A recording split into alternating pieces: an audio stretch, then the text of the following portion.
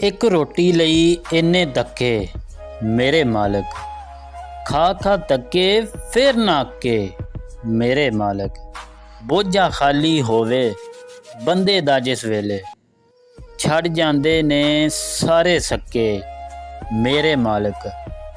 गल पै गया ढोल वजाइए पर किन्ना चेर, कोई लाशा अपना चुके मेरे मालिक। हिजरी दीमक खा गई मेरे जुस्से नूं वी, हुण ते भुरन लग पै नक्के मेरे मालिक।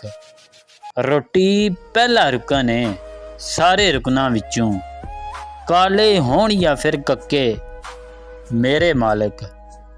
मर जाना ही बेहतर है कोई भुखा जेकर, रोटी दे भी खाब न तके मेरे मालिक।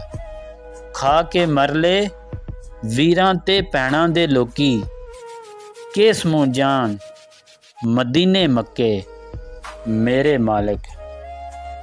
शुक्र है एक दर ते झुकदा तक के रूमी नूं, लोकी हो गए हक्के बक्के मेरे मालिक मेरे मालिक।